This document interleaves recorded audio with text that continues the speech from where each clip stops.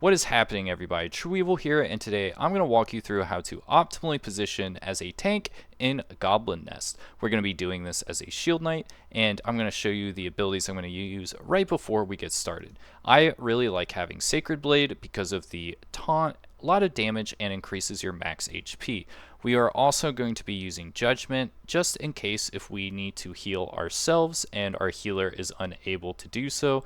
And Shield Toss is really nice for that damage reduction as well as being able to target multiple enemies at a time. So that's what we're going to be doing. Now let's just walk through the fight now. Now let's get on to it. The first thing you're going to want to do is sprint.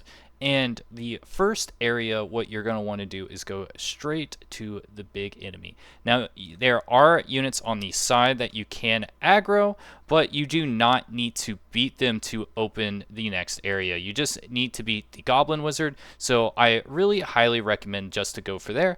But if your allies decide to pull the aggro on the other side, that's perfectly fine. You definitely don't need to do that, but it is what it is. Now, if you're speed running, you kind of just run straight through.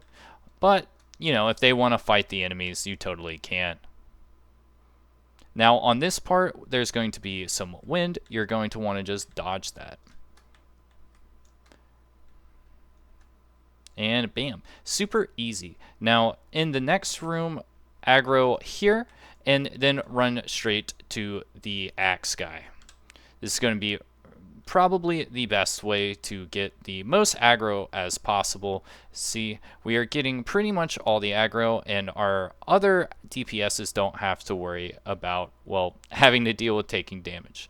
Pretty nice.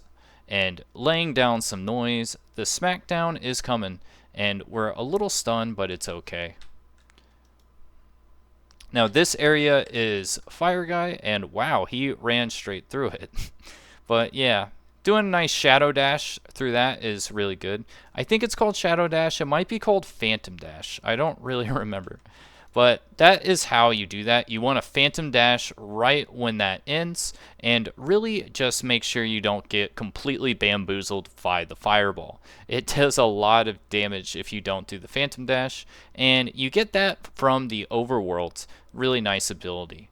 Now here we did aggro most of the enemies, and as you can see, I went straight for the wizard, which I think is more important. But yeah, you just go straight for the wizard, beat him, and you can skip all these enemies if you want. But, you know, if your party doesn't want to skip, what I recommend, even though sometimes you just want to jet straight through the instance, you let them do it, you know. It's a team game, so if people want to speed run, we can, but, you know, it is what it is. Now on this room, we have some rocks we need to dodge, and it looks like they're going to do it for us. Really nice. And now we are at the boss room. It's going to be pretty fun. I'm going to talk through the mechanics on how to do this, but more importantly, I'm going to talk about how to interact with the mechanics as the tank, because we are going to be the one tanking most of the damage, and that is really important. Now, at the beginning of the fight, you just want to go straight ahead, tank everything, and what you're going to want to pay attention to is the first thing that's most likely going to happen is a red circle is going to go around you, and it's going to say take massive amounts of damage. Let's wait for that to go, and here, boom. And pop a defensive skill to be able to take less damage. Sometimes you don't have one. It is what it is. Then on this one, you want to look for who has these little blue things above them, the elemental shields, and take them out. That means when they do their charge, they're not going to be able to hurt you, and you kind of just stay here. Bam. And then go straight back at them. Now, the next mechanic of this fight is going to be the orbs. Now, since you are the tank, you do not have to do this part. I think it's more important to just sit here and tank and get some taunts in, but if no one else is getting it like this guy, you can go and pick the shield up and help. And as you can see, what you do is you bounce and you just go burr.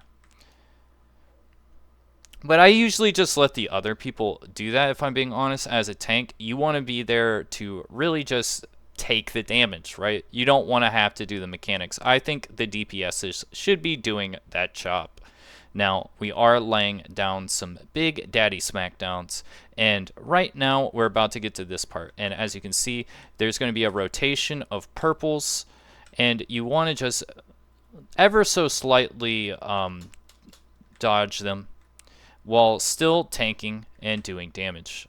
It's pretty easy. Sometimes it looks a little wonky on the screen, but you know, after one or two times, you should be able to do it without getting hurt most of the time. Make sure you stay really close so you can get that DPS staying in. Here, I say, you know, it's diagonal. Make sure you only let yourself get hit once, and, you know, everyone sort of runs in a checkered pattern so they don't get hurt. That was a pretty quick explanation of that one, but, you know, lines are bad. It's in a cross formation, and make sure you dodge. So here, same thing, 2 elemental shields. It'll make it so there's a square for you to make sure you don't get hit. And then at this point, oh, the circle again. We're going to take some damage. And now we're going to lay down the hits. And that move, pretty easy to dodge, just like a wave. And now we just farm him to the end. So there you have it. Those are all the mechanics for the Goblin Nest. And be sure to like and subscribe for more Blue Protocol content. I'll see you guys later.